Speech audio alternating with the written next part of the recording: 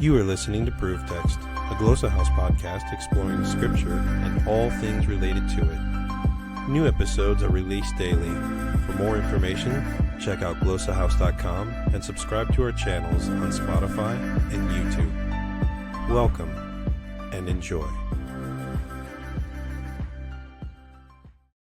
Shalom and welcome to this week's episode of SLA Insights. My name is Dr. Jennifer Noonan, and I am here again with Dr. Doug Smith, who's going to talk about an article that he wrote recently about teaching Hebrew using the Teyemim. And let me get this right. Teaching with the Teyemim, how the Masoretic accents can foster fluency for reading biblical Hebrew. I like the alliteration. That's great. So tell us a bit about yourself. Thank you for joining us. Shalom. Could you tell us where you come from, what you're doing now, how you're using Hebrew? Sure. I get to teach biblical Hebrew at a Christian school, Cornerstone Christian Academy in Abingdon, Virginia, and I studied it regularly since 2016. And in terms of this article, the Masoretic accents, my focus there, that's not something that I got in a lot of my Hebrew instruction. My last formal coursework was with Dr. Steve Boyd. He certainly included it. I mean, there also helped with some alliteration for the title. So thank you, Dr. Boyd, if you're seeing this. But yeah, I noticed that many courses did not include it, and I started asking because most of my learning has been by distance as an online student, whether taking asynchronous courses or some independent self-paced courses or live streamed courses. And I was still active, I was still learning, but I thought, did I miss out by just not being there in person? But I get the impression, even from people I've talked to that have residential instruction, that it's not a very common thing to focus very much on the Masoretic accents. Mm-hmm. Right. So before we really dig into how you teach with them, tell us a bit about what are the accents. Tell us about the Teyemim and the Masoretic. Sure. Well, the Hebrew text is fundamentally consonants, and that's pretty well a consensus that people agree that the written text of Hebrew is a consonantal language.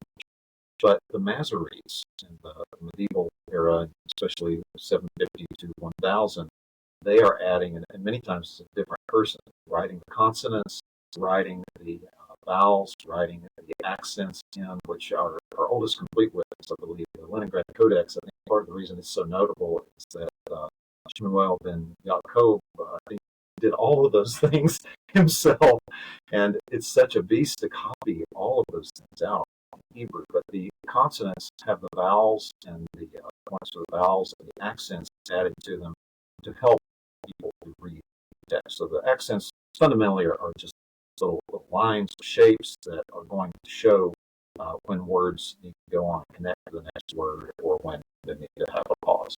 Mm-hmm. Good.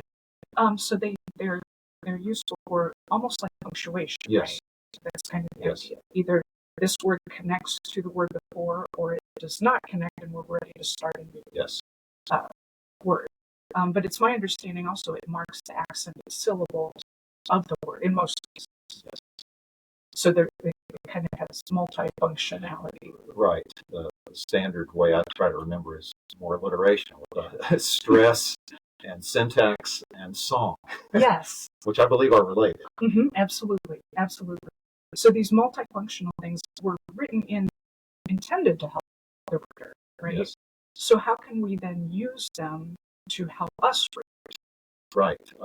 And we have to admit, of course, we're talking about the preservation in terms of grouping these words as a part of a chanting tradition.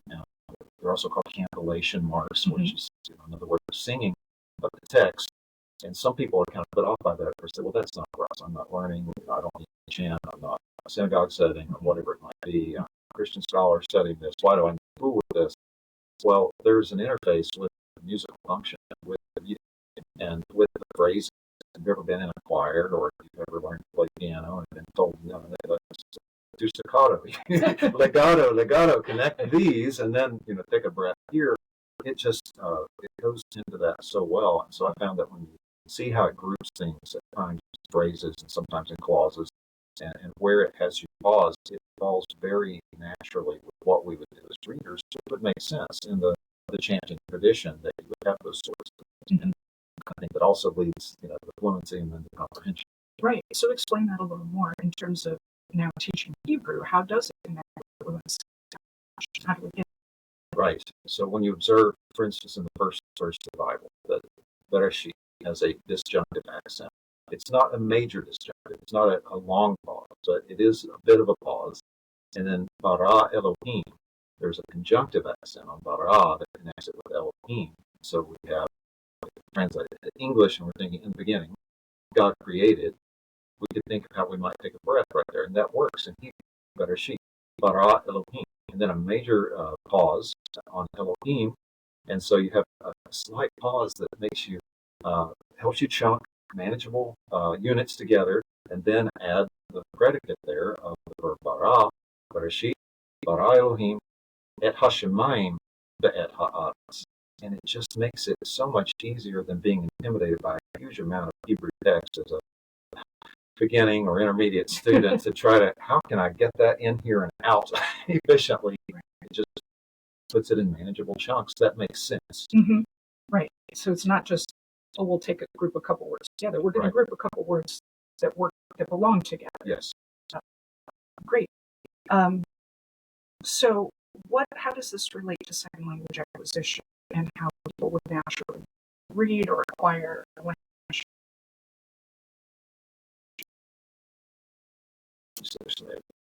Yes. Edit this part. And don't let it show up later. I've seen some podcasts today, right? Oh, well, if it does, it does. This relates to second language acquisition because SLA research, as I understand, believes that reading, fluency, and comprehension are interconnected and absolutely essential.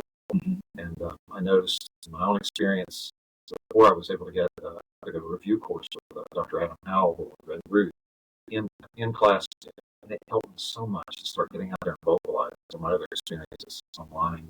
I've not had other learners around me, and that started to make things click for me and say, this is possible. But so many Hebrew students just call it word call, like the early stages of elementary school, and you're just learning, and you're just trying to get the words. Mm-hmm. But I thought, do we really have to be here in second semester Hebrew or second year, third year? And some people have been. Mm-hmm. And so I think it relates in those ways because it says we need to get to reading. We need to get to reading fluently, develop that automaticity where we're not having to struggle and wrestle with everything we're doing. Great.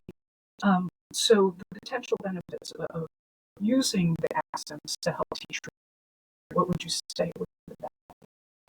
Yeah, just the fact that it chunks them together into those manageable units, and when you could line it out by clauses, or my article shows how you also use colors. There's just a lot of different strategies that you use to prepare the text of students in most ways, and just by preparing those or teaching them to observe them, they're able to just go in and get familiar with the text and develop that kind of automaticity.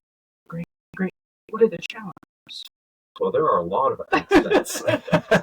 Yes. And I don't think you need to know all of them necessarily, unless you want to be a Masoretic studies scholar, which is a worthy goal. We certainly need more of that. But if you learn just the major disjunctive accents, there aren't as many conjunctive accents. But if you look at a list, get a VHS that has the table of accents printed in it, it's kind of overwhelming. So part of my article, too, I produced a streamlined version of that, or translated some of the Latin explanations that were on there for learners. But you just know the siluk and sopasuk in the verse. Right. That's the easiest one because the sopasuk looks like a colon. You maybe have a number there at the next verse.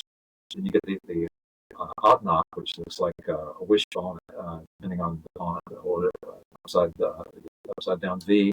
And that's often the major break. The Ravia, the Tifka, and know the pause of those. And then you get your Nak, which is like the right angle bracket, or the Merkha, the curve that kind of points. And both of those points as conjunctive accents. This is helpful. They point to the next word.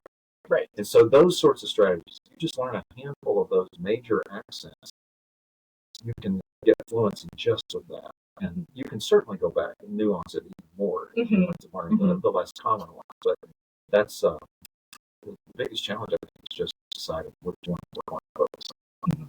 Yeah, that makes sense.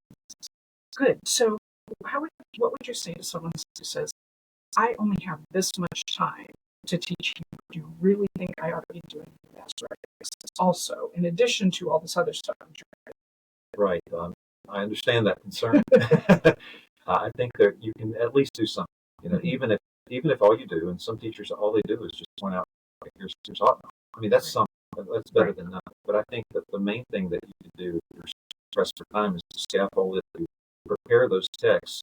Go ahead and chunk it according to the accents. Maybe give the students brief explanation. Here's why I grouped it this way. I don't have time for each of these things. But here's an article. Here are, the 4 or 5 that I used right here. I think that the main way to both include it, but also to save time, is just to go ahead and prepare some text or to use some resources. I've got Jonah, a reader, that you use, for instance, that groups things color according to the accent. Great. Well, thank you for your time. I appreciate your work in this. I appreciate your article. Again, go to Hebrew Higher Education 2023 if you'd like to read Doug's article on reading, teaching with the Teyemim. Get that alliteration in there. Yes. So thank you again for joining. Thank you, Dr. Noonan. Have a great week. I hope you can join us next time. Interested in growing your ancient language skills but not sure where to start? Glossa House can help. From illustrated readers and short stories to lexicons and grammars, Glossa House offers a variety of resources for beginning, intermediate, and experienced ancient language learners. Head to glossahouse.com today. Glossa House, language resources for the global community.